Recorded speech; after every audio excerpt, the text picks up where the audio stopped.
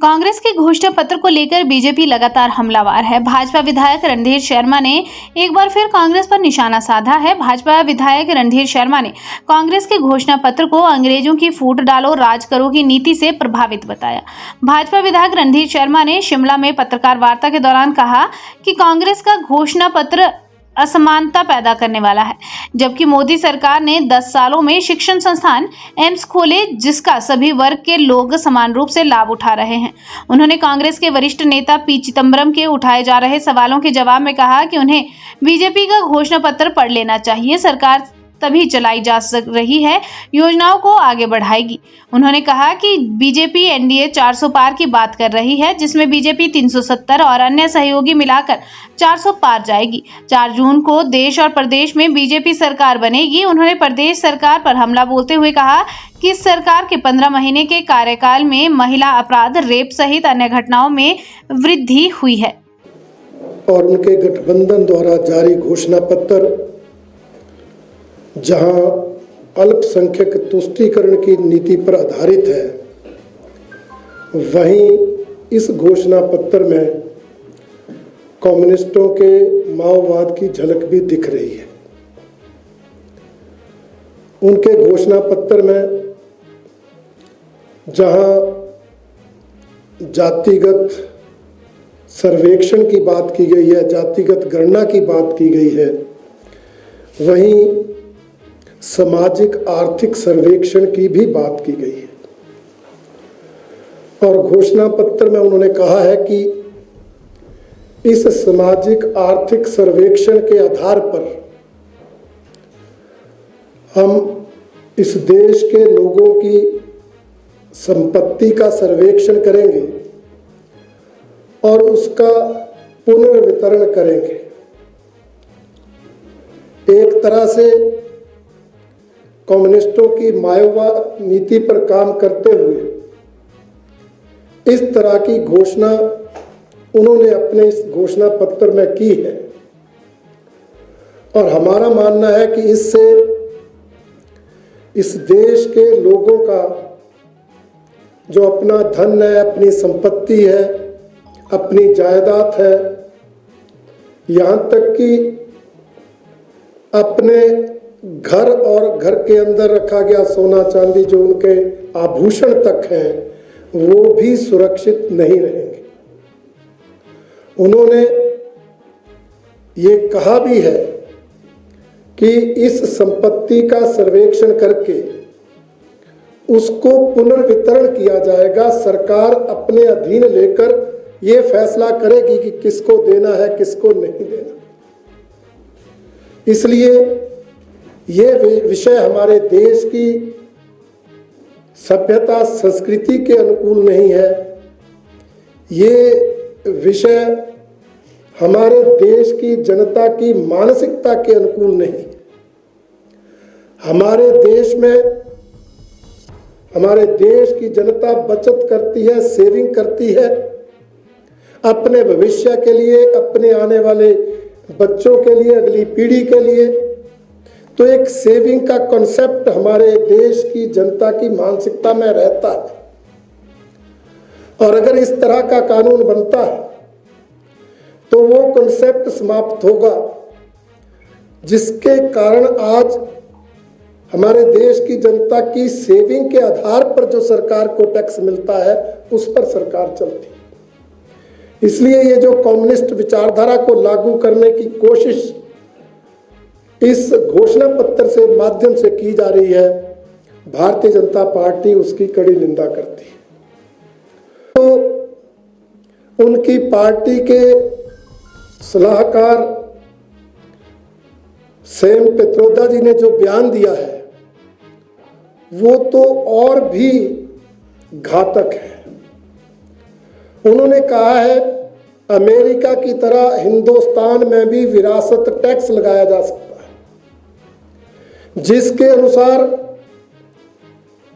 किसी व्यक्ति की जो संपत्ति है, जब वो अगली पीढ़ी को विरासत में जाएगी तो उसका 55% हिस्सा सरकार के पास चला जाएगा।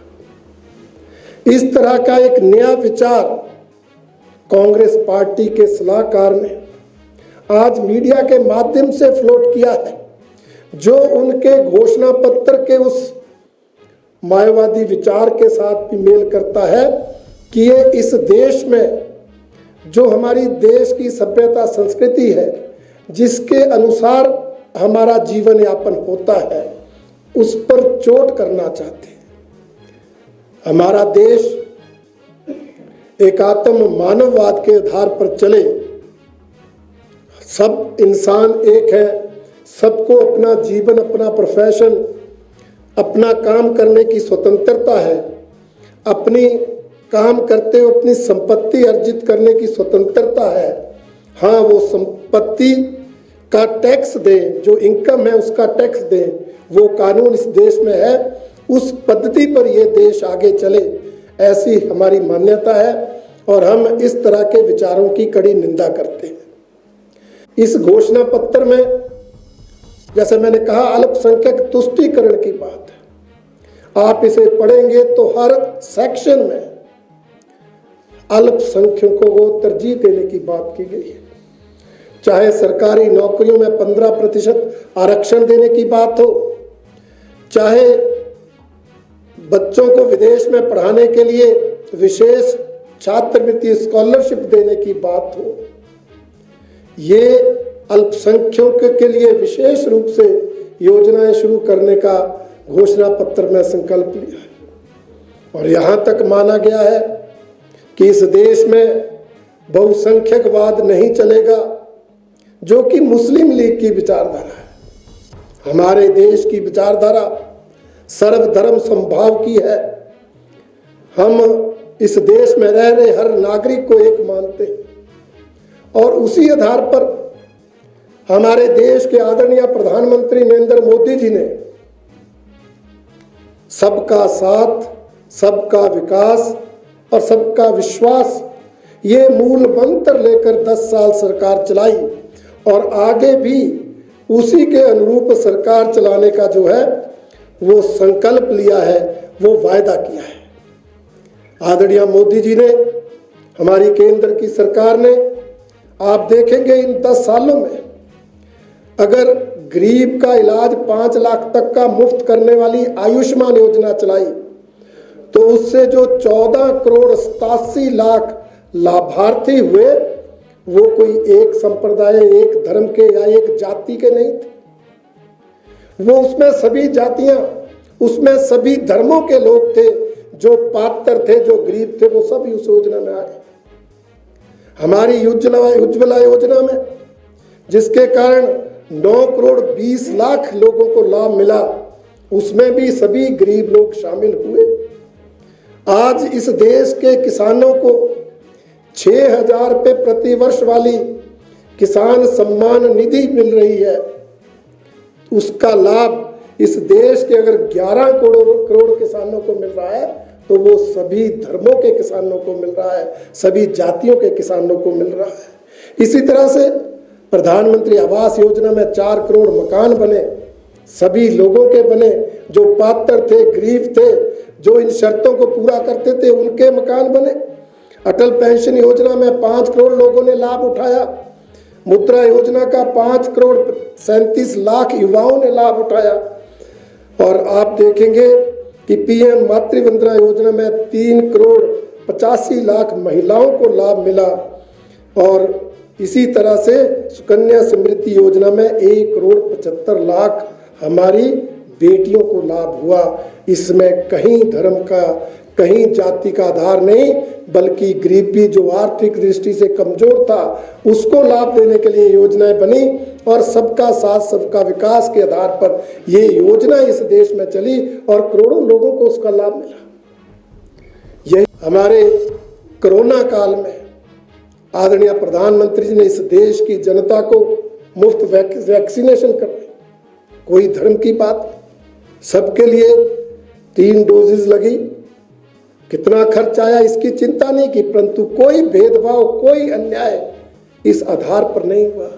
कोरोना काल से ही इस देश के गरीब लोगों को 5 किलो आटा या चावल, 5 किलो अनाज हर महीने मुफ्त देने की योजना शुरू की गई।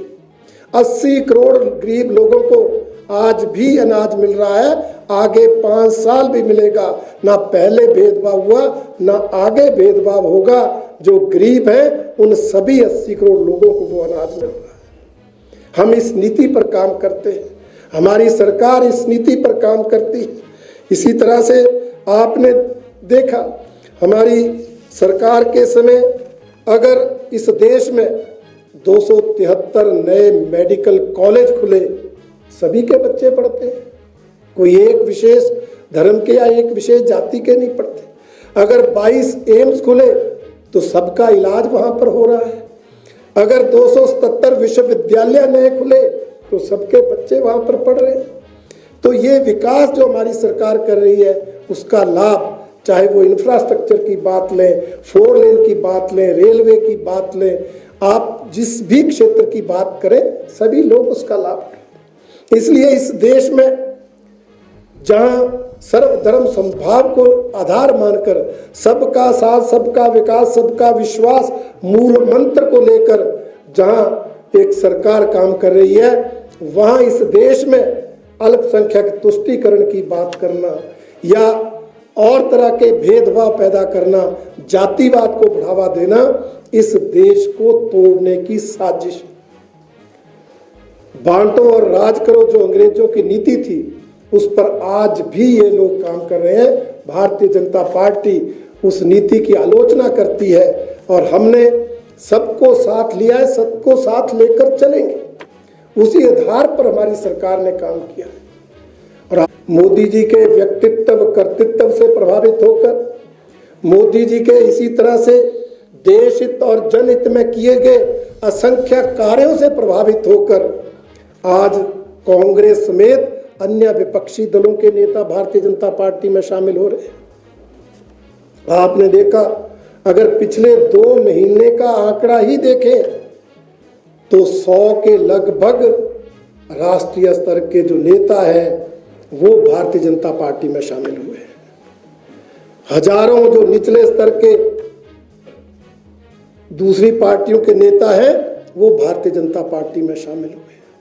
वो इसीलिए शामिल हुए हैं कि सबको लगता है देश का विकास भी आदरणीय मोदी जी कर रहे हैं, देश की जनता के लिए जन कल्याणकारी नीतियां भी मोदी जी बना रहे हैं, बिना भेदभाव, बिना किसी आधार पर, बिना किसी भेदभाव से जो है वो काम मोदी जी कर रहे हैं, इसलिए लोग आ रहे हैं। और उससे डरकर कांग्रेस का नेतृत्व बौखला गया है, कंफ्यूज्ड हो गया है और उस बौखलाहट में ही इसी तरह के घोषणा पत्र बन रहे हैं, इसी तरह की बयानबाजी हो रही है। उसी कंफ्यूज लीडरशिप में से एक नेता कल शिमला आए, चिदंबरम जी, कहते बीजेपी तो 400 सीटें नहीं लड़ रही, वो 400 सीटें जीतेंगे कहां से। इतना बड़ा नेता बोले तो तथ्यों पर बोले। भारतीय जनता पार्टी एक तो 418 सीटों पर चुनाव लड़ रही है, अन्य सहयोगी दलों के लिए बाकी सीटें हैं। और दूसरा, हमने जो 400 सीटें कही वो एनडीए की कही और 370 सीटें कही हैं भारतीय जनता पार्टी की। और जो लक्ष्य रखा है 370 सीटें भारतीय जनता पार्टी की, 400 सीटें एनडीए गठबंधन की, उस लक्ष्य से आगे भारतीय जनता पार्टी बढ़ेगी, ये हम विश्वास के साथ करते हैं। आधार पर हम वोट मांग रहे हैं। इससे अलग से मैं बात करना चाहता हूं हिमाचल प्रदेश सरकार की। हिमाचल प्रदेश की सरकार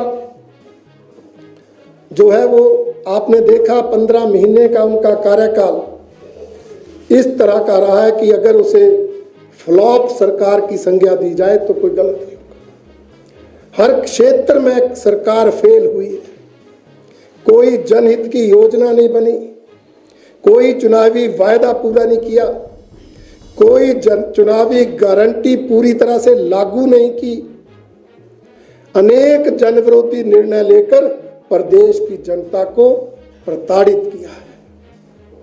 और सबसे बड़ा मुद्दा जो आजकल ज्वलंत है कि इस सरकार के कार्यकाल में प्रदेश की कानून व्यवस्था पूरी तरह से बिगड़ गई। हर रोज कोई ना कोई बड़ा मुद्दा कानून व्यवस्था से रिलेटेड खड़ा होता है। अभी पालमपुर की घटना को लोग भूले नहीं थे कि पिछले कल शिमला में एक 4 साल की बच्ची के साथ रेप की घटना सामने आ गई। ऐसी घटनाएं में बढ़ोतरी इस सरकार के कार्यकाल में हुई।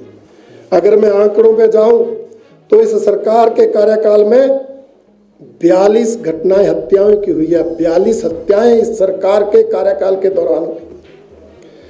34 अटेम्प्ट टू मर्डर के केस दर्ज हुए हैं।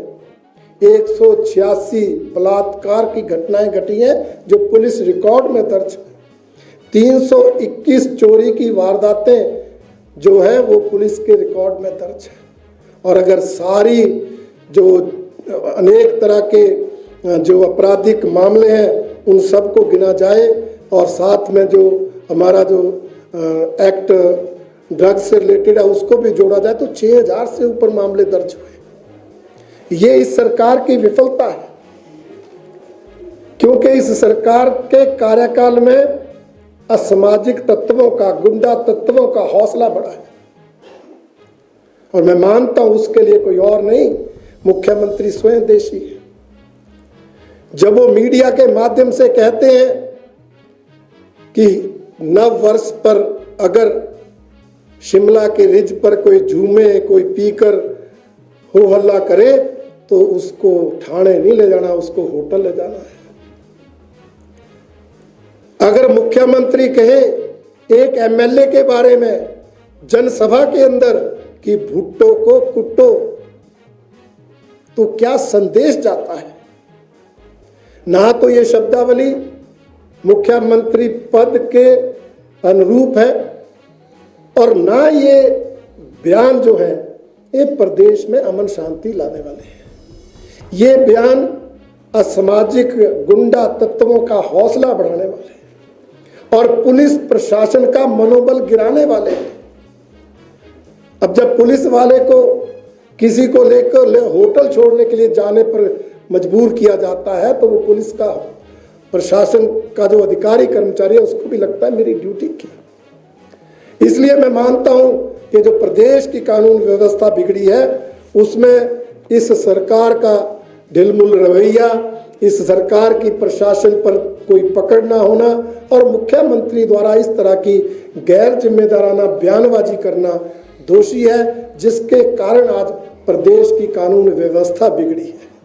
और इस तरह से मैं मानता हूं कि हिमाचल प्रदेश की जनता ने ये तो पहले ही मन बनाया है कि लोकसभा की चारों सीटें भारतीय जनता पार्टी को जितानी है।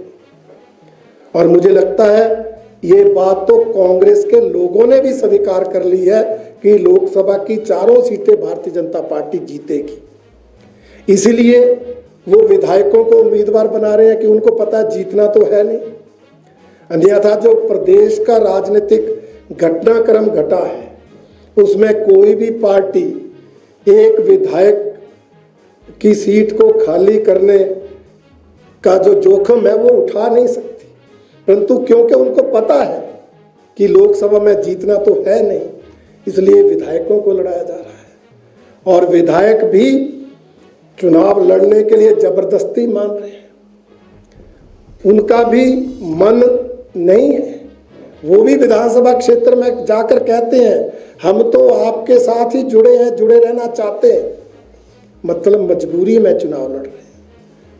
इसलिए पार्टी ने भी हार स्वीकार की है और उनकी जो उम्मीदवार हैं वो भी हार मानकर ही चुनाव लड़ रहे हैं। कांग्रेस पार्टी की ऐसी दुर्दशा हमने आज तक नहीं देखी।